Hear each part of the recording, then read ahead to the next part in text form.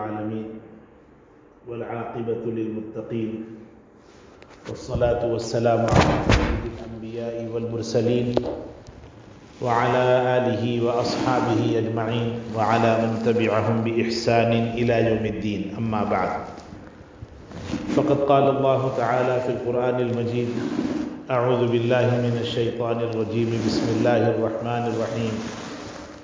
فبشر عباد الذين يستمعون القول فيتبعون أحسنه أولئك الذين هداهم الله وأولئك هم أولو الألباب. صدق الله مولانا العلي العظيم. محترم اور معزز سامعین، اللہ تبارک و تعالیٰ کا بہت بڑا فضل ہے کہ پروردگار عالم نے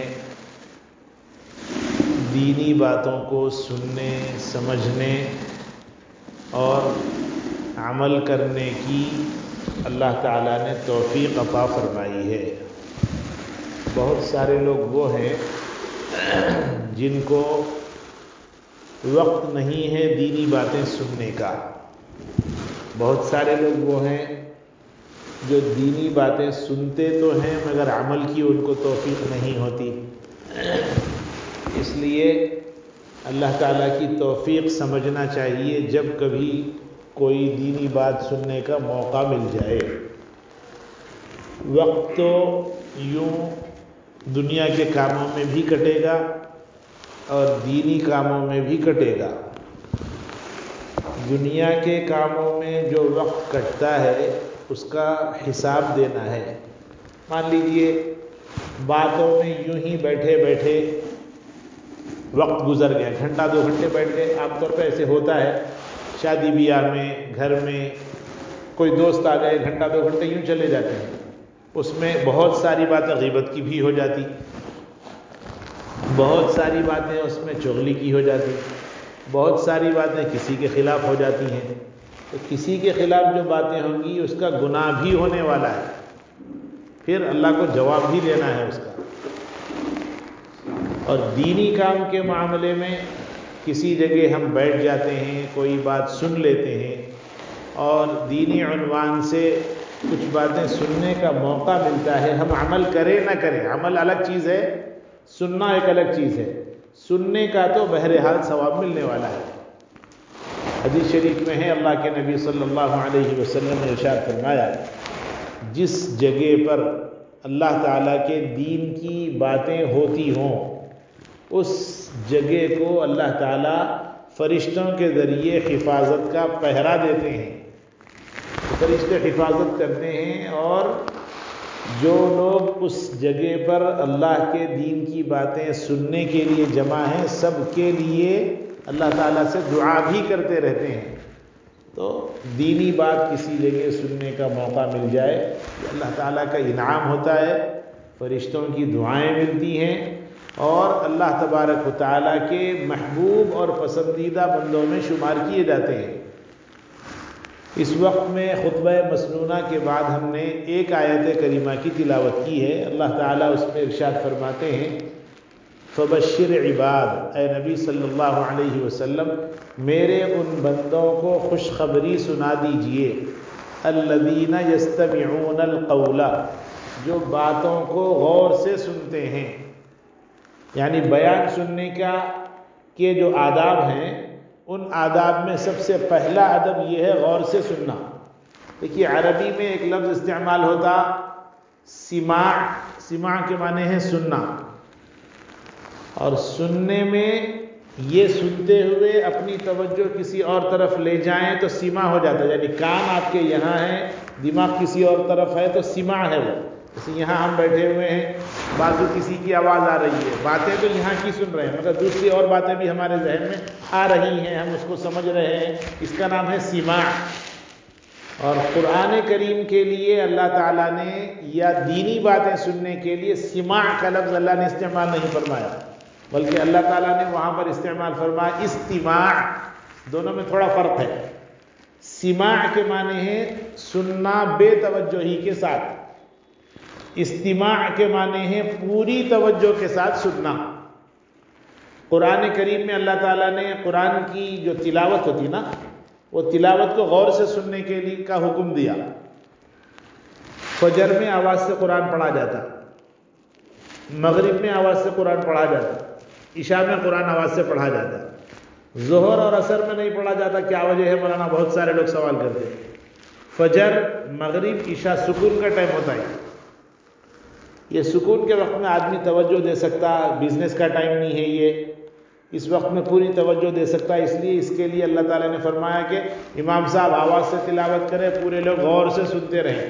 قرآن میں جہاں یہ لفظ استعمال کیا گیا وَإِذَا قُرِئَ الْقُرْآنُ فَاسْتَمِعُوا لَهُ، اور جب قرآن مجید پڑھا جائے تو پوری توجہ کے ساتھ غور سے سننا اور خاموش رہنا۔ ٹھیک ہے؟ ظہر اور عصر کی نماز کے وقت میں چونکہ آدمی بزی رہتا، مصروفیات کا وقت رہتا، شور شرابہ رہتا، کاروبار ساری چیزیں اس کے ساتھ جڑی رہتی، تو نماز کے لیے آ گیا اور پھر فوراً جانے کی فکر رہتی۔ اب امام صاحب تلاوت کریں گے، توجہ دے نہیں سکتا، اور اللہ وہی کام کا حکم دیتے ہیں جو بندہ کر سکتا، جو بندہ نہیں کر سکتا اس کا حکم بھی اللہ تعالیٰ نہیں دیتے۔ اس لیے ظہر اور عصر میں فرمایا آہستہ پڑھے امام صاحب، تاکہ سن کر توجہ دینے کا موقع جو ہونا چاہیے وہ نہیں ہو سکتا۔ اس لیے فرمایا کہ امام صاحب آہستہ پڑھیں اور مقتدی لوگ خاموش رہے پیچھے۔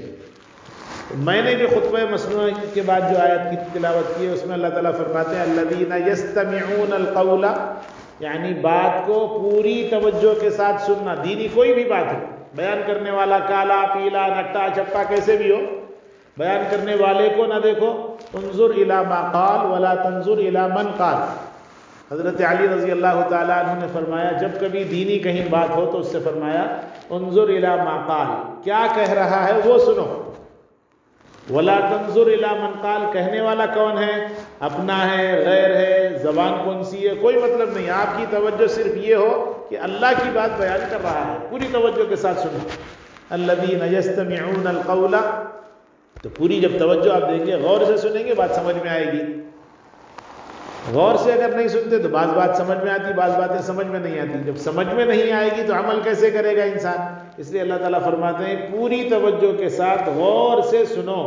جب سمجھ لیا آپ نے فَيَتَّبِعُونَ أَحْسَنَهُ، اللہ تعالیٰ پھر فرماتے ہیں جب آپ نے سن لیا اچھے سے تو اب اس پہ عمل بھی کیجئے۔ نماز آپ نے سیکھنی، آپ کو سیکھنی ہے تو نماز آپ نے سیکھ لی، جب اچھے سے سیکھیں گے تو نماز پوری آ جائے گی، اس پر عمل، نماز اچھے سے پڑھ کے دکھائیے۔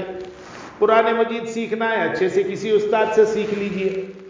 جب آپ نے سیکھ لیا تو اب قرآن مجید کو اچھے سے پڑھ کر دکھائیے۔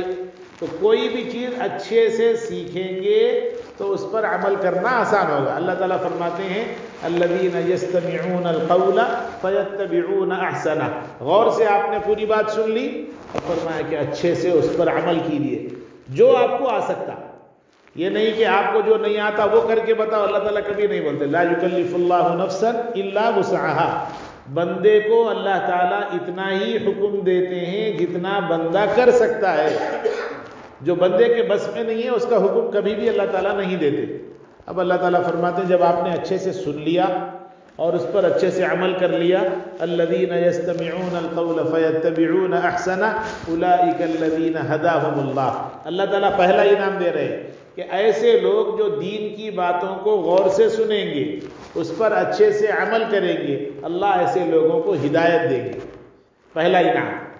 اور دوسرا انعام فرمایا وَأُولَئِكَ هُمْ أُولُو الْأَلْبَابِ، اور اللہ تعالیٰ فرماتے ہیں حقیقت میں یہی لوگ عقل مند ہیں، سارے لوگ بیوقوف ہیں جو دین کی بات سننے کے لیے وقت نہیں نکالتے، جو دین کی باتیں سننے کے لیے توجہ نہیں دیتے، یا جن کے پاس اپنے دنیاوی کاموں میں اتنی مشقت اور اتنی مشغولیت ہے کہ وہ دین کی باتوں کو سننے کے لیے وقت ہی نہیں نکالتے۔ اللہ تعالیٰ فرماتے ہیں اللہ کی نظر میں وہ بیوقوف لوگ ہیں۔ حدیث شریف میں ہے اللہ کے نبی صلی اللہ علیہ وسلم نے ارشاد فرمایا عقل مند انسان الکیس من دان نفسہ، کہ عقل مند انسان وہ ہوتا ہے جو دنیا سے ہٹ کر اپنی آخرت کی فکر والے کاموں میں لگا رہتا ہے، یعنی جتنی زندگی کی ضرورت ہے وہ کرتا ہے، کمانا اس کی ضرورت ہے ضرور کمائے، جو کمایا ہے اس کے اندر سے اللہ تعالیٰ کے جو حقوق ہیں وہ حقوق کو ادا کرتے ہوئے کھائے.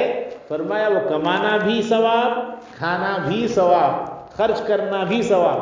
حضرت داؤد علیہ السلام کے بارے میں لکھا ہے روزانہ 6000 درہم، ہزاروں سال پہلے کے ہیں وہ، آج کے کل کے نہیں. حضرت داؤد علیہ السلام روزانہ 6000 درہم کماتے تھے. اور حضرت داؤد علیہ السلام شام ہونے تک ان کا روزانہ کا 2000 درہم کا ان کا خرچہ تھا روز کا. تو 2000 درہم اپنے لیے رکھ لیتے تھے، یعنی جو ضروریات ہیں بیوی کا، بچوں کا، اپنا جو جو ان کے ضروری اخراجات ہیں وہ اخراجات میں استعمال کر لیا، اور 4000 درہم اللہ تعالیٰ کے راستے میں خیرات کر دیتے تھے. تو کمانا برا نہیں، کمانا بہت اچھا ہے بلکہ ضروری ہے. برا کیا ہے؟ مال کی محبت کو دل میں بٹھانا، یہ اصل بری بات ہے جو اللہ تعالیٰ کو ہرگز پسند نہیں ہے. اللہ کے نبی صلی اللہ علیہ وسلم نے بھی محنت فرمائی، حضرات صحابہ اکرام رضوان اللہ علیہ مجمعین نے بھی خوب محنت کی. اس لیے کمانا کوئی غلط نہیں ہے. حضرت ابو بکر صدیق بڑے مالدار صحابی تھے، اللہ کے راستے میں خوب دیتے تھے. حضرت عمر فاروق بڑے مالدار صحابی تھے، اللہ کے راستے میں خرچ کرتے تھے. حضرت عثمان غنی رضی اللہ تعالیٰ عنہ بہت بڑے مالدار تھے. غنی ان کا نام لقب پڑ گیا تھا، حالانکہ ان کا نام غنی ان کا نام نہیں ہے، وہ ان کی دولت اور ان کے مالدار ہونے کی وجہ سے نام عثمان کے ساتھ غنی پڑ گیا. وہ عثمان غنی یعنی عثمان مالدار عثمان، وہ اللہ کے راستے میں خرچ کرتے تھے. حضرت عبد الرحمن ابن عوف بڑے مالدار صحابی تھے، اللہ کے راستے میں خوب خرچ کرتے تھے. تو مال کمانا برا نہیں ہے، مال کی محبت کو دل میں رکھ لینا، اللہ کے راستے میں خرچ کرنے سے اپنے ہاتھوں کو روک لینا یہ اچھا نہیں. ورنہ مال کمانا اچھا ہے. بعض مرتبہ انسان مال نہیں کماتا، کاد الفقر ان یکون کفرا، اور کما قال علیہ السلام. حضور صلی اللہ علیہ وسلم نے ارشاد فرمایا بعض مرتبہ انسان فقر و فاقے کی وجہ سے کفر میں داخل ہو جاتا.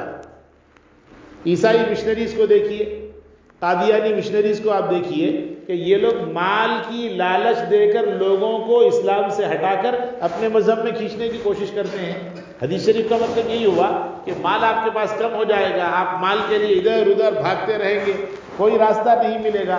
ایک آدمی آپ کو لالچ دے گا کہ آپ کرسچینٹی قبول کر لو، ہمارے مذہب میں آ جاؤ، آپ کو 20-30 ہزار 50 ہزار کی امداد دے دیں گے. تو فرمایا کہ مال کمانا اچھا ہے، مگر مال کو اپنی مرضی سے استعمال کرنا غلط ہے، اللہ کی مرضی کے مطابق استعمال کرنا. اس وقت میں چونکہ شب معراج کا موقع ہے، شب معراج سے متعلق کچھ باتیں آپ حضرات ذہن میں رکھیں تاکہ عمل کی توفیق ہو جائے، مجھے بھی تاکہ عمل کی توفیق ہو جائے آپ سب کو، اور ہمارے ذریعے جہاں جہاں ہماری بات پہنچ سکتی ہے ان سب کو صحیح بات پہنچنا چاہیے.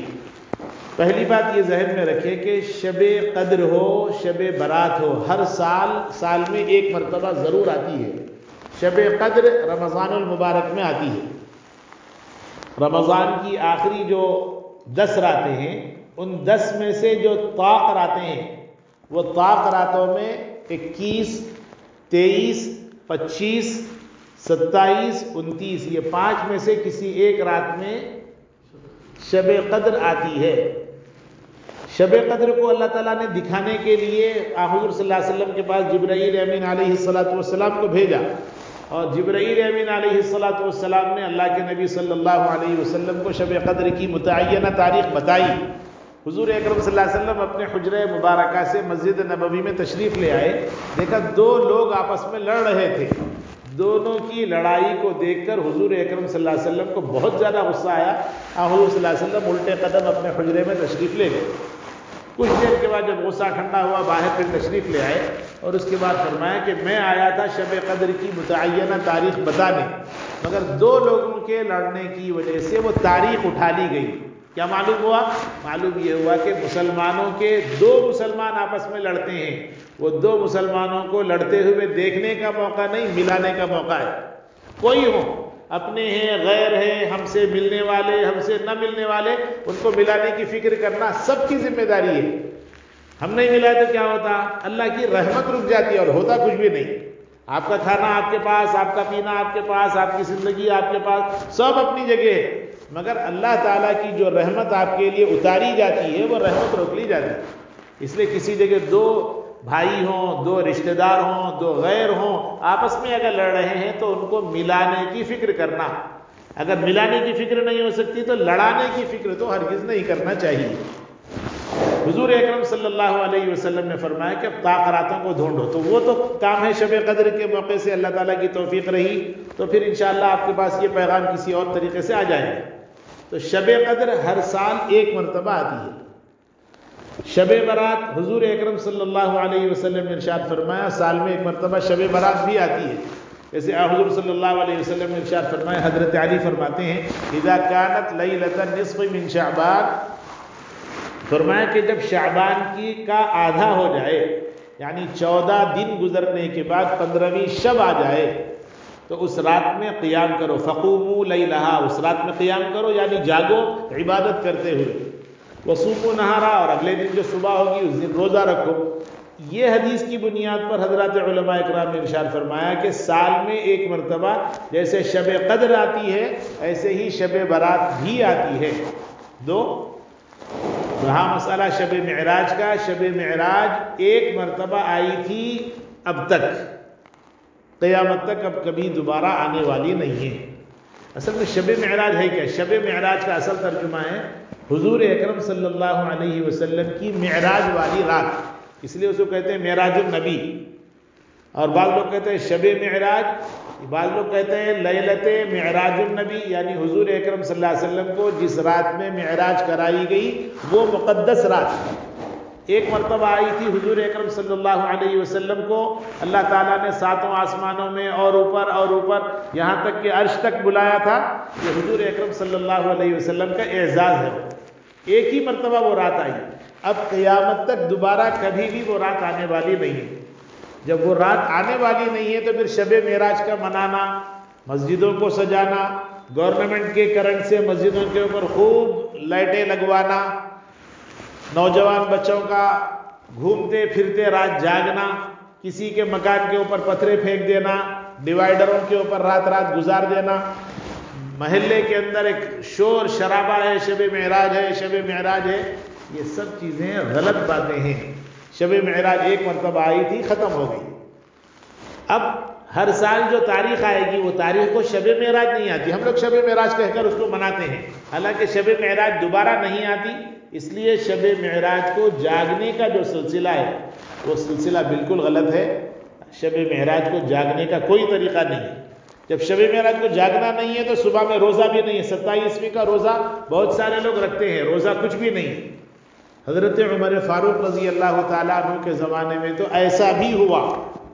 حضرت عمر رضی اللہ عنہ کے دور خلافت میں ان کو معلوم ہوا کہ بہت سارے لوگ بدعت کر رہے ہیں اور بدعت میں 27ویں کا روزہ رکھ رہے ہیں، ان کو معلوم ہوا. تو حضرت عمر نے دن میں اہتمام فرمایا اپنے حکام کو اور اپنے پاس جو آفیسرز تھے ان کو مقرر کیا کہ آپ لوگ محلے کا سروے کرو، اور جس محلے کے اندر لوگ روزہ رکھ رہے ہیں معلوم ہوتا، ان گھروں کو ڈائریکٹ بغیر کسی اطلاع کے چلے جاتے تھے.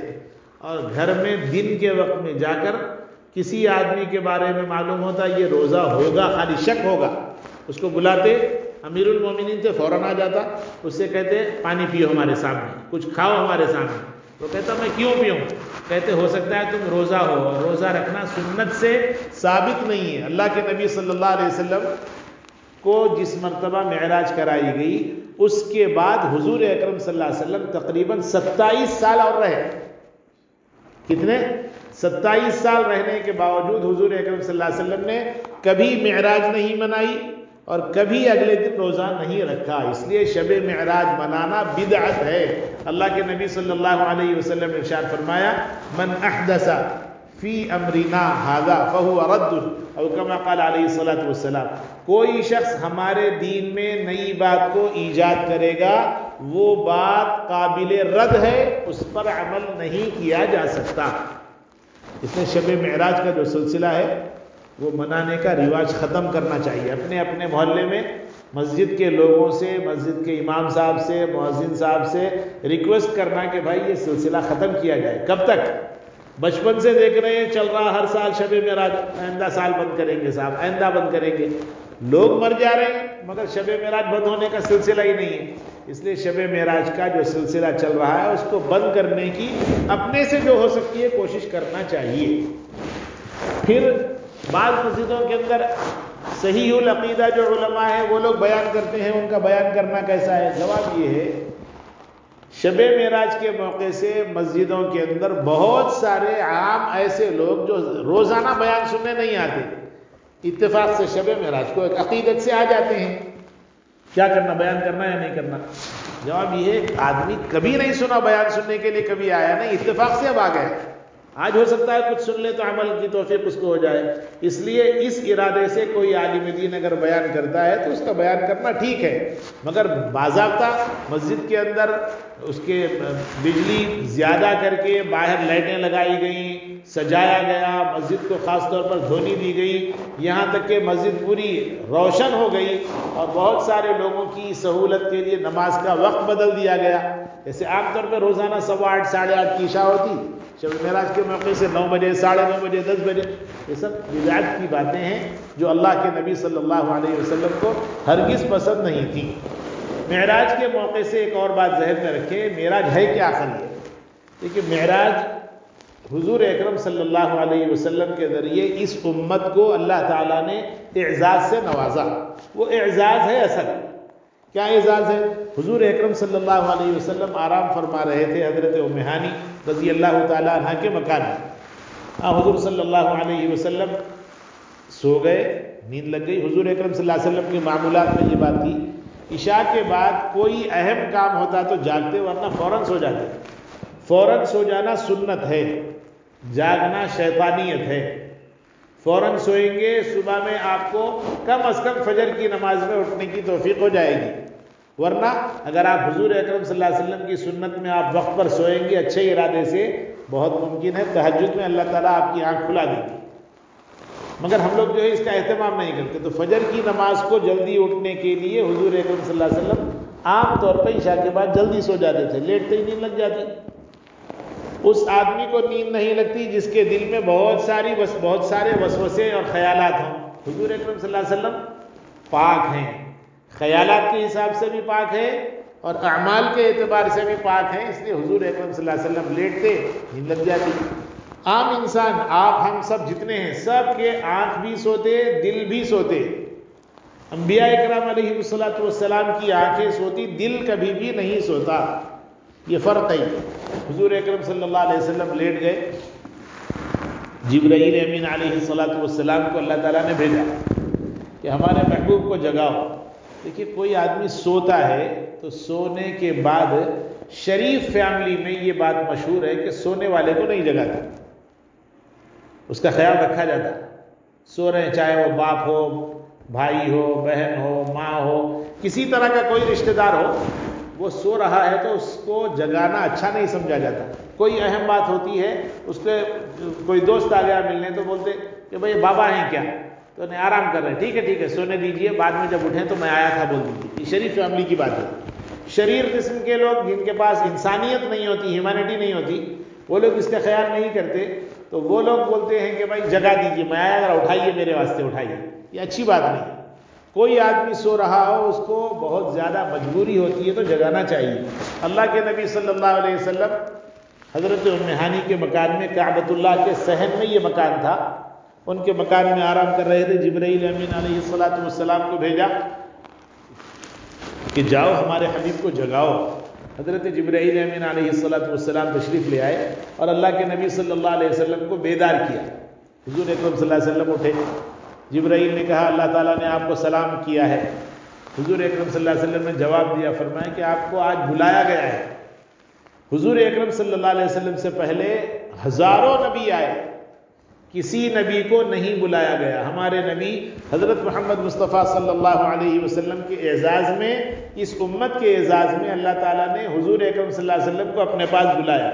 حضور اکرم صلی اللہ علیہ وسلم فوراً تیار ہو گئے۔ اب حضور اکرم صلی اللہ علیہ وسلم یہاں سے نکلے اپنے اسی جسم کے ساتھ، جس جسم کے ساتھ حضور اکرم صلی اللہ علیہ وسلم زندگی گزارا کرتے تھے۔ دیکھیے بعض لوگ کہتے ہیں حضور صلی اللہ علیہ وسلم خواب میں گئے ہوں گے۔ خواب میں جانا کمال نہیں، یہ تو حضور کا معجزہ ہے۔ حضور صلی اللہ علیہ وسلم باضابطہ جسم کے ساتھ گئے، خواب میں تو ہم آپ چلے جاتے، حضور اکرم صلی اللہ علیہ وسلم کا مقام تو بہت بڑا، اللہ تعالیٰ کے بعد سب سے بلند اور سب سے برتر اگر کسی کو مقام دیا گیا وہ حضور صلی اللہ علیہ وسلم کا مقام ہے۔ اس لیے یہ یقیناً کہنا پڑے گا کہ حضور صلی اللہ علیہ وسلم اپنے جسم کے ساتھ گئے، اس لیے اللہ تعالیٰ نے بعبدہ فرمایا، سبحان الذی اسری بعبدہ، اللہ کی ذات پاک ہے، بے عیب ہے، جس نے اپنے بندے حضرت محمد مصطفیٰ صلی اللہ علیہ وسلم کو راتوں رات مسجد حرام سے مسجد اقصیٰ کا سفر کروایا۔ حضور اکرم صلی اللہ علیہ وسلم براق کے اوپر بیٹھ گئے، جبرائیل ساتھ ساتھ ہیں، یہاں تک کہ سیکنڈوں کے اندر یہاں سے پہنچ گئے مسجد اقصیٰ بیت المقدس۔ ہزاروں میل کا سفر ہے، مگر اللہ جب چاہتے ہیں تو ہر کام آسان سے آسان تر کر دیا جاتا۔ حضور اکرم صلی اللہ علیہ وسلم پہنچ گئے، انبیاء اکرام علیہ السلام سے ملاقات ہوئی، اور اس کے بعد اوپر گئے اور اوپر یہاں تک کہ اللہ تعالیٰ کے پاس پہنچ گئے۔ کیوں بلایا گیا بھائی؟ سونے والے کو کیوں جگایا گیا؟ حضور اکرم صلی اللہ علیہ وسلم کو اللہ تعالیٰ 3 انعام دینے کے لیے بلائے۔ عام طور پر کسی کو کوئی انعام دینا ہوتا، ایک طریقہ انعام کا یہ ہوتا کہ باضابطہ پرسنل کسی ایک کو دیا جاتا انعام، کئی لوگوں کو اگر انعام دینا ہوتا تو پھر سب کو نہیں بلایا جاتا، ان میں سے کسی ایک کو ذمہ دار مقرر کر دیا جاتا، چونکہ یہ پوری امت کو انعام دینا اللہ تعالیٰ نے طے فرمایا۔ اس لیے حضور اکرم صلی اللہ علیہ وسلم جو انسانیت کے سردار ہیں، اس امت کے سردار ہیں، حضور اکرم صلی اللہ علیہ وسلم کو اللہ تعالیٰ نے اپنے پاس بلایا اس امت کا انعام دینے کے لیے۔ کیا انعام ہے؟ 50 نمازیں۔ حضور اکرم صلی اللہ علیہ وسلم اللہ تعالیٰ کے پاس پہنچے، اور پہنچنے کے بعد حضور اکرم صلی اللہ علیہ وسلم کو اللہ تعالیٰ نے بہت ساری باتیں کی، یہاں تک کہ حضور اکرم صلی اللہ علیہ وسلم کو جنت کی سیر کروائی گئی، دوزخ کا نظارہ کروایا گیا، جنت میں جو بہت ساری چیزیں ہیں ان ساری چیزوں کو دکھایا گیا، جہنم میں جو ہولناکیاں اور جو سختیاں ہیں وہ بھی دکھائی گئی۔ اس کے بعد اللہ تعالیٰ کے پاس حضور اکرم صلی اللہ علیہ وسلم تشریف لے گئے، اور حضور اکرم صلی اللہ علیہ وسلم کے پہنچنے کے بعد اللہ تعالیٰ نے 50 نمازوں کا تحفہ دیا۔ 50 نمازیں لے لی، اور اس کے بعد واپس آنے لگے۔ حضرت موسیٰ علیہ السلام چھٹے آسمان پہ ہیں۔ حضرت موسیٰ علیہ السلام بہت باتونی تھے، مگر کام کی باتیں کرتے تھے۔ حضرت موسیٰ علیہ السلام نے حضور صلی اللہ علیہ وسلم کو روکا اور پوچھا، اے محمد صلی اللہ علیہ وسلم کیا بات ہے؟ کسی کو نہیں بلایا، ہم کو نہیں بلایا، اور پہلوں کو نہیں بلایا، آپ کو بلایا، کیا بات ہے؟ اور حضرت موسیٰ علیہ السلام تو وہ نبی ہیں جو کبھی ضرورت پڑتی تو ڈائریکٹ کال کر کے اللہ تعالیٰ سے بات کر لیتے تھے۔ اللہ تعالیٰ سے فرماتے اللہ میں آپ سے بات کرنا چاہتا ہوں، اور اللہ تعالیٰ ہمیشہ ان سے بات کرتے تھے۔ ایک مرتبہ حضرت موسیٰ علیہ السلام موڈ میں تھے، اللہ تعالیٰ سے کہنے لگے اللہ میں بہت دن سے بات ہو رہی، دیکھنا چاہ رہا ہوں میں آپ کو، ربی ارینی انظر الیک قال لن ترانی۔ اللہ تعالیٰ بولے ہرگز نہیں دے سکتے موسیٰ، سب بولو دیکھنے کی بات مت کرو، قال لن ترانی۔ لن کا جو لفظ ہے عربی میں بہت زیادہ انکار جب کرنا ہوتا تو اس کے لیے لن آتا وہاں پہ، تو قال لن ترانی، اے موسیٰ سب بولو دیکھنے کی بات مت کرو، مگر موسیٰ اصرار کرتے رہے دیکھنا چاہ رہا ہوں اللہ میاں۔ آخر میں اللہ تعالیٰ بولے موسیٰ کے اصرار کو دیکھ کے وَلَكِنْ انظُرْ إِلَى الْجَبَلِ، اے موسیٰ ایسا کرو کہ تم ایک چیز کے اوپر، ایک پہاڑ ہے، وہ پہاڑ کو غور سے دیکھتے رہو، اس پہ ہم اپنا عکس ڈالیں گے، اپنا زیراکس ڈالیں گے، ایک ہلکی پرچھائی بولتے ہیں نا، کبھی آدمی کھڑا ہوا ہو دھوپ میں، اور کبھی آدمی کسی جگہ ٹھہرا ہوا ہو لائٹ وغیرہ کی روشنی میں، ایسی صورت میں بعض مرتبہ جب کھڑے ہوتا تو دوسری طرف اس کا سایہ پڑتا۔ تو حضرت موسیٰ علیہ السلام سے اللہ تعالیٰ نے فرمایا ایک پرچھائی ہم ڈالتے ہیں وہ پہاڑ کے اوپر، اگر تم اس کو دیکھ لو تو ہو سکتا ہے تم مجھ کو دیکھ لو۔ موسیٰ نے کہا یہ بات تو بہت آسان ہے، پرچھائی دیکھنا کیا ہے، سایہ دیکھنا ہے تو آسان ہے۔ وَلَكِنْ انظُرْ إِلَى الْجَبَلِ فَإِنِ اسْتَقَرَّ مَكَانَهُ فَسَوْفَ تَرَانِي، کہ اگر تمہاری نگاہ اس سائے کے اوپر ٹک گئی سمجھ لو تو مجھے دیکھ سکتے ہو۔ حضرت موسیٰ علیہ السلام نے کہا ٹھیک ہے۔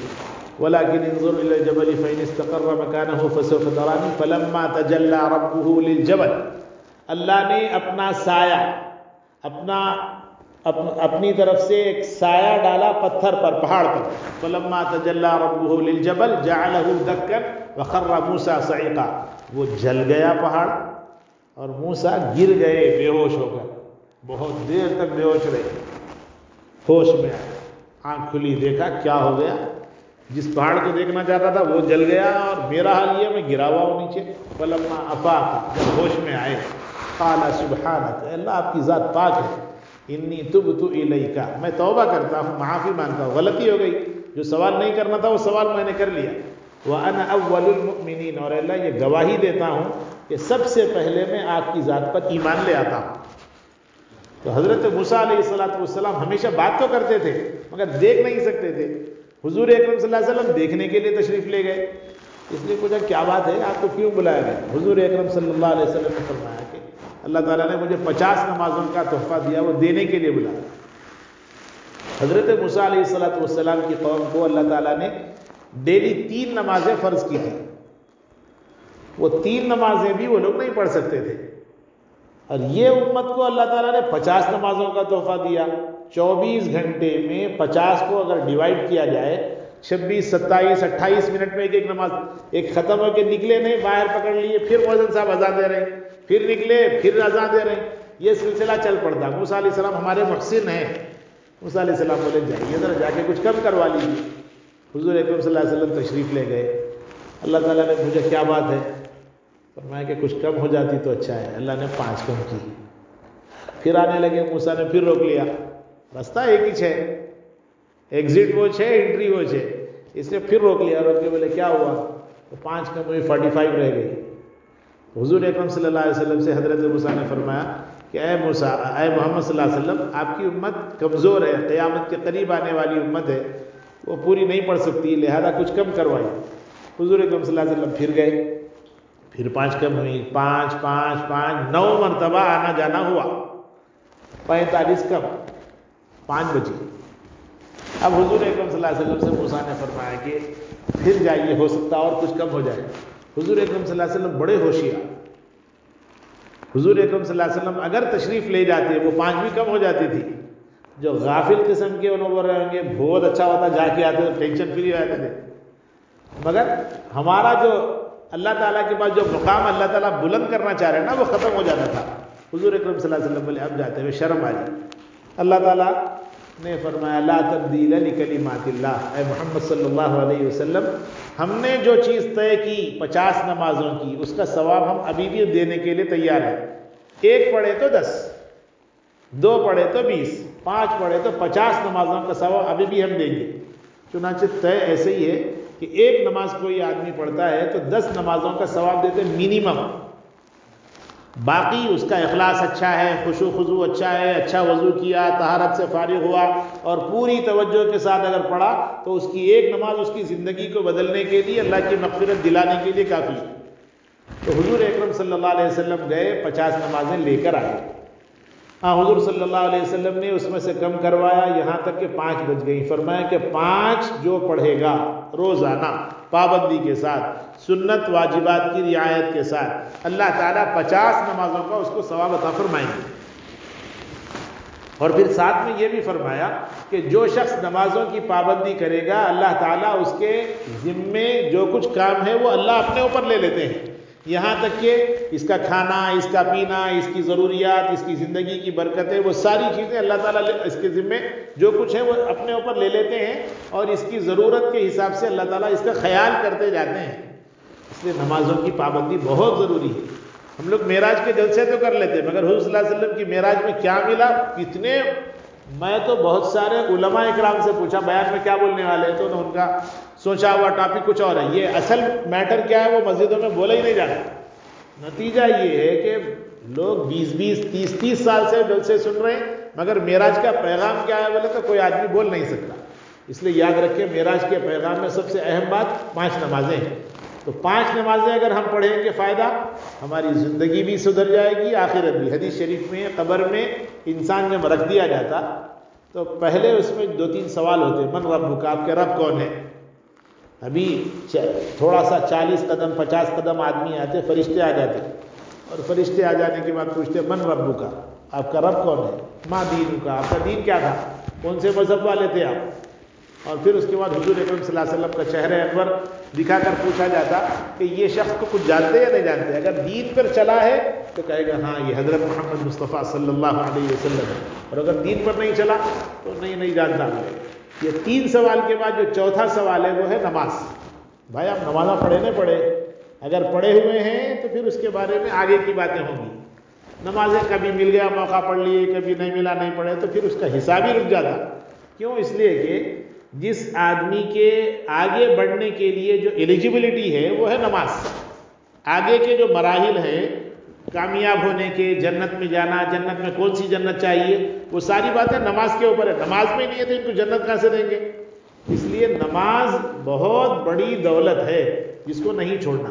حضور اکرم صلی اللہ علیہ وسلم جنگ کے میدان میں ہوتے, سفر میں ہوتے, مقام پر ہوتے, الجھنوں میں ہوتے, پریشانیوں میں ہوتے, کسی بھی حال میں ہوتے, حضور اکرم صلی اللہ علیہ وسلم نماز نہیں چھوڑتے تھے.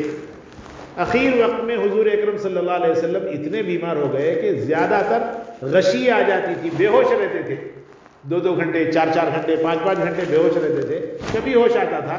جب ہوش آیا حضرت عائشہ رضی اللہ تعالیٰ عنہ کے مکان میں تھے, عائشہ سے فرماتے مسواک کراؤ, اور اس کے بعد پوچھتے نماز ہو گئی کیا. عام طور پہ دنیا کے اندر ہم لوگ, ہمارا حال جو معاشرے کا ہے وہ یہ ہے, ارے میں کہاں ہوں, میں دواخانے میں ہوں, کیا بچی کہاں ہے, بچہ کہاں ہے, پوترا کہاں ہے, نواسا کہاں ہے, یہ ہم لوگ پوچھ لیتے. حضور اکرم صلی اللہ علیہ وسلم کو سب کچھ ہونے کے باوجود پوچھتے تھے نماز ہو گئی کیا. نماز ہو گئی اگر بولتے تو پھر حضور اکرم صلی اللہ علیہ وسلم فرماتے مجھے وضو کراؤ, میں نماز پڑھنا چاہتا ہوں. اور نماز نہیں ہوئی, نماز کا وقت ہونے والا ہے, تو فرماتے مجھے تیار کروا دو, میں بھی جا کر نماز پڑھوں گا. ہاں حضور صلی اللہ علیہ وسلم بیماری کی حالت میں اٹھنا نہیں آ رہا تھا, چلنے نہیں آ رہا تھا, 2 صحابہ کی مدد سے ان کے مونڈوں کے اوپر اپنے ہاتھ رکھ کر ان کی مدد سے مسجد کے اندر آیا کرتے تھے. حالانکہ کمرہ حضور کا اور مسجد دونوں میں بمشکل 10 قدم کا فاصلہ تھا. اس کے باوجود حضور اکرم صلی اللہ علیہ وسلم اتنا اہتمام فرماتے تھے. ہم لوگ مسجد کے قریب رہتے ہیں, مسجدوں کا خیال نہیں. اب اس امت کی سہولتیں اللہ تعالیٰ نے کتنی دی, کبھی غور کیجیے. اس وقت میں امت میں جتنا پیسہ ہے, دنیا بننے کے بعد سے اب تک اتنا پیسہ کسی امت کو نہیں دیا گیا. آج ہر چیز کی سہولتیں ہیں. آج اگر ہم مکان خریدنا چاہیں مکان خرید لے سکتے, بڑے بڑے محل نما مکان بنانا چاہیں بنا لے سکتے. پہلے زمانے میں یہ ٹیکنالوجی نہیں تھی. خدا غور کیجئے, 15-20 سال 25 سال پہلے یہ ٹیکنالوجی نہیں تھی جو ٹیکنالوجی آج آ گئی. 1000 سال پہلے, 2000 سال پہلے بڑے بڑے پختہ مکان بنانے کا موقع نہیں تھا. پتھروں کو تراشنے میں 5-5, 8-8, 10-10 سال تراشنے میں لگ جاتے تھے. بجلی کا سسٹم نہیں تھا, کرنٹ نہیں تھا, اور ایسے ہی سسٹم تھا کہ آدمی زندگی گزار لے کسی طرح سے. اب اللہ تعالیٰ نے سہولتیں دی. یہ ساری سہولتیں اللہ تعالیٰ کی طرف سے انعام ہیں. اس کے بعد بھی اگر ہم نماز نہیں پڑھتے تو پھر پوچھا جائے گا. سردیوں کے موسم میں ہیٹر کے لیے آپ بٹن آن کر دیجئے, 2 منٹ کے اندر گرم پانی آ گیا. اس امت کو دیا گیا اتنا بڑا انعام. گرما کا موسم ہے, گرما کے موسم میں آپ کولر لگا لیجئے, اے سی لگا لیجئے, پانی گرم آ رہا ہے, تھوڑی دیر نل کھلا چھوڑ دیجئے, اس کے بعد پھر ٹھنڈا پانی آنے لگے. یہ ساری سہولتیں اللہ تعالیٰ نے دی. اب اگر کوئی بندہ نماز نہیں پڑھتا, مطلب یہ ہے کہ اللہ کی نعمتیں کھا رہا ہے, اور اللہ کی نعمتیں کھانے کے بعد اللہ کو بغاوت کی پیٹھ دکھا رہا. اور اللہ فرماتے ہیں کہ بندہ جب تک دنیا میں ہے تب بھی ہمارے سامنے ہے, اور پھر بندہ جب مرے گا, خود قبر کے بارے میں لکھا ہے نا حدیث شریف میں, اللہ کے نبی صلی اللہ علیہ وسلم نے ارشاد فرمایا کوئی دیندار, نمازی اور اللہ کے دین پر چلنے والا قبر میں آتا ہے تو قبر استقبال کرتی ہے, آئیے تشریف لائیے, آپ کا آنا مبارک ہو, آپ کا انتظار تھا مجھے. اور اس کے بعد پھر تاحت نگاہ کشادہ ہو جاتی ہے, یہاں تک کہ اس کو راحت سکون کا مرکز بنا دیتی ہے. اور اگر قبر میں گیا ایسا آدمی جس نے نمازیں نہیں پڑھی, حقوق ادا نہیں کیے, اور زمین پر دندناتے ہوئے پھرتا رہا, ایسا آدمی جب جاتا ہے تو قبر کہتی ہے تیرا آنا بہت نامناسب ہے, کیوں آیا؟ اور اب تک جب تک تیرے اندر روح تھی تو بہت اکڑتا رہا, اب میرے مقام اور میرے مرتبے کو دیکھ لے, اور میرا تیرے ساتھ کیا رویہ ہے وہ بھی دیکھ لے. زمین ایسے مل جاتی جیسے یہ 2 انگلیاں ملی ہوئی آپس میں, پسلیوں کو جکڑ دیتی ہے ایسے اور دبا دیتی ہے. آدمی چیختا چلاتا, اگر کوئی مدد کے لیے آنے والا نہیں. اس لیے سب سے بڑی جو طاقت ہے وہ انسان کی نماز ہے, اور وہی معراج ہے حضور اکرم صلی اللہ علیہ وسلم کی بھی اور ہماری بھی. اس لیے نمازوں کی پابندی بہت ضروری ہے. حضور اکرم صلی اللہ علیہ وسلم کو اس موقع سے اللہ تعالیٰ نے دوسرا جو انعام دیا, وہ دوسرا انعام ہے سورہ بقرہ کی آخری 2 آیت. آمن الرسول بما انزل الیہ من ربہ والمؤمنون والی ایک آیت، دوسری آیت لا یکلف اللہ نفسا الا وسعها سے شروع ہوتی، فانصرنا علی القوم الکافرین پر جو ختم ہوتی. یہ دو آیتیں اللہ تعالیٰ نے جو دنیا بنائی، یہ دنیا بنانے سے 2000 سال پہلے اللہ تعالیٰ نے اپنے عرش کے نیچے ایک تجوری بنائی. اس تجوری کے اندر عام طور پہ تجوری کے اندر پیسے، سونا، زیورات، جواہرات رکھے جاتے، تو اللہ تعالیٰ نے اس تجوری کے اندر یہ دو آیتیں رکھ دی. حضور اکرم صلی اللہ علیہ وسلم سے پوچھا کسی صحابی نے کہ آپ کی امت کو اور آپ کو کوئی مسلسل کوئی چیز کنٹینیو ملتی رہے، اس کا کچھ آپ کے پاس ہے؟ حضور اکرم صلی اللہ علیہ وسلم نے فرمایا کہ میری خواہش ہے مجھے اور میری امت کو وہ دو آیتیں جو تجوری کے اندر عرش کے نیچے رکھی گئی تھی اس کا ثواب ملتا رہے، بس یہی کافی ہے میری امت کو. وہ دو آیتیں ہمارے پاس ہیں مگر ہم اس سے فائدہ ہی نہیں اٹھاتے. کتنے لوگ ایسے ہیں جن کو یاد نہیں ہے، اور کتنے لوگ ایسے ہیں جن کو یاد تو ہے مگر پڑھنے کی توفیق ہی نہیں ہوتی. روزانہ صبح شام اگر کوئی پڑھ لے، اس گھر کے قریب شیطان نہیں آتا. اور جو شخص روزانہ ان دو آیتوں کو پڑھ لے اثرات نہیں ہوتے. روزانہ ان دو آیتوں کو کوئی شخص پڑھ لے، اللہ تعالیٰ کی برکتیں، اللہ کی طرف سے رحمتیں اس کو ملتی رہتی ہیں. صبح پڑھ لیا تو شام تک، شام میں پڑھا تو صبح تک ملتی رہتی ہیں. ہم لوگ رحمت کی فکر نہیں کرتے، ہم لوگ دنیا کمانے میں اتنے مگن ہو گئے، وہ دو آیتیں پڑھنے کا بھی ہمارے پاس وقت نہیں رہا. روزانہ صبح اور شام کا معمول بنا لینا چاہیے. خود پڑھنا، بیوی کو پڑھوانا، بچوں کو، بھائی بہنوں کو، ماں باپ کو، سب کو دعوت دینا کہ آپ پڑھے نہیں پڑھے. کبھی پوچھنا، جیسے ہم لوگ کبھی پوچھتے کھانا کھا لیے کیا؟ آپ بیوی سے پوچھ رہے ہیں، بہن سے پوچھ رہے ہیں، باپ سے پوچھ رہے ہیں، ماں سے پوچھ رہے ہیں کھانا کھا لیے. کبھی پوچھیے کہ آپ سورہ بقرہ کی آخری دو آیتیں آج پڑھ لیے. 2-4 دن کنٹینیو پوچھتے رہیے، آپ کو بھی توفیق ہوگی اور جس کو آپ پوچھ رہے ہیں ان کو بھی توفیق ہوگی. اس کے بڑے فائدے ہیں. تو سورہ بقرہ کی آخری دو آیتوں کی تلاوت کا معمول بنا لیجیے. انشاءاللہ زندگی کے اندر خیر و برکت ہی خیر و برکت ہوگا اور اللہ کا بہت سارے انعام ملتے رہیں گے. تو یہ دوسرا انعام بھی اسی موقع سے اللہ کے نبی صلی اللہ علیہ وسلم کو اللہ تعالیٰ نے عطا فرمایا. تیسرا انعام اللہ تعالیٰ نے معراج کے موقع سے حضور اکرم صلی اللہ علیہ وسلم کو یہ دیا کہ اے نبی صلی اللہ علیہ وسلم، آپ کی امت شرک کے علاوہ کوئی بھی گناہ کر لے، پکی توبہ کرے، میں معاف کروں گا. یہ اللہ کا کمٹمنٹ ہے. دیکھیے کوئی آدمی کسی سے وعدہ کر لے، بندے کے وعدے پہ ہم لوگ اچھلتے ناچتے کودتے، اللہ کا وعدہ تو ان اللہ لا یخلف المیعاد، اللہ فرماتے وعدے میں اللہ کبھی خلاف ورزی نہیں کرتے.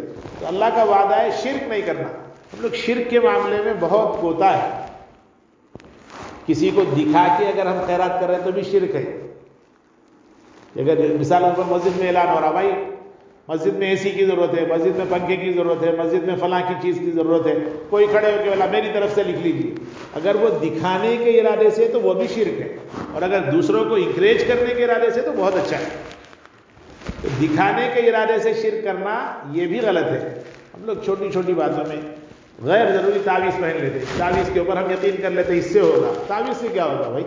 تعویذ سے اگر ہوتا، دھاگے سے کچھ ہوتا، کسی چٹی سے کچھ اگر ہو جاتا تو پھر پورا کام اللہ تعالیٰ اسی کے اوپر چلا دیتے پوری دنیا کا. اللہ تعالیٰ فرماتے ہیں کہ دین یعنی قرآن اللہ تعالیٰ نے جو اتارا ہے یہ ہمارے فائدے کے لیے اتارا. اس سے فائدہ اگر اٹھائیں گے کچھ نہیں ہوگا. اس سے ہم لوگ فائدہ نہیں اٹھاتے اصل میں، اس لیے ہم لوگ پریشان ہیں. کوئی عاملوں کے چکر کاٹنا، 1 عامل 2 عامل 3 عامل، عاملوں پہ عامل بدلتے جاتے. زندگی اس کی کبھی نہیں بدلتی. کیوں؟ اس لیے کہ عاملوں کو ڈھونڈ رہا، قرآن کو نہیں ڈھونڈ رہا، اور قرآن کی طرف اس کی توجہ ہے ہی نہیں. اس لیے قرآن کریم کی تلاوت کا معمول اگر بنا لیں گے شرک سے ہم بچ جاتے. بعض لوگ دھاگے ڈال لیتے پیر میں، بائیں پیر میں دھاگا، خاص طور پر نوجوان لوگ، تھوڑا جسم تھوڑا اچھا ہو گیا تو ضرور پیر میں دھاگا ڈال لیتا. دن میں جم کو جاتا ہے، شام میں اس کا دھاگا ضرور اس کے پیر کے اندر رہتا. وہ سمجھتا ہے کہ اس سے کچھ ہوگا بچاؤ. دھاگے میں کچھ نہیں. کالا پیلا نیلا کوئی دھاگا، وہ دھاگا کچھ نہیں بچا سکتا. اللہ بچانے والے ہیں. یہ شرک ہے ہی. بعض لوگوں کو آپ نے دیکھا ہوگا ہاتھوں میں کڑے ڈال لیتے. کیوں ڈال لیے بھائی؟ ایسڈ ڈال لیا. ایسڈ ڈال لیا وہ نہیں ہے، وہ اس کے پیچھے کچھ باتیں جو بولنا نہیں چاہ رہا ہوں آپ کو، وہ ہے شرک. کوئی درگاہ کو چلے گیا، درگاہ کو جانا اچھا ہے، درگاہ سے وہ کڑے لانا برا ہے. وہ کڑوں کے اندر لوگ سمجھتے ہیں اس میں بہت سارا فائدہ ہے. کڑے میں کچھ نہیں ہے، وہ لوہا دھات پیتل پتہ نہیں کیا ہے وہ. اس لیے اس دھات کے اوپر بھروسہ نہیں کرنا. پیشانی اللہ کے سامنے ٹکنا، کسی اور کے سامنے نہ ٹکے. کیوں؟ اس لیے کہ کسی اور کے سامنے ٹکنا کفر ہے، شرک ہے، اور اللہ تعالیٰ کو ہرگز پسند نہیں.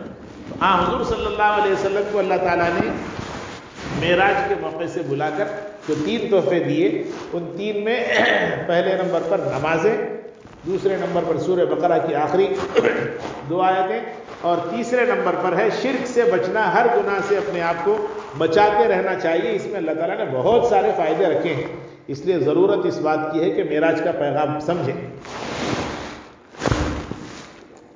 اور معراج کے پیغام کو سمجھ کر دوسروں کو بات پہنچائیں اور خود عمل کریں. عمل کے لیے بندہ کوشش کرنا پڑتا. جب تک آپ خود سے کوشش نہیں کریں گے عمل کی توفیق نہیں ہوتی. آپ نماز کو جانے کے لیے نکلیں گے تو پھر آپ کو نماز پڑھنے کی توفیق ہوگی. آپ نماز کے لیے نکلنا ہی نہیں چاہتے، شرک سے آپ بچنا ہی نہیں چاہتے، توبہ کرنا ہی نہیں چاہتے. کوئی گناہ ہو گیا کریں گے توبہ، رکھی ہوئی ہے ایسے 1 گناہ 2 گناہ 3 گناہ، روزانہ 100 گناہ ہوتے. ایک مرتبہ ہم لوگ توبہ نہیں کرتے روزانہ.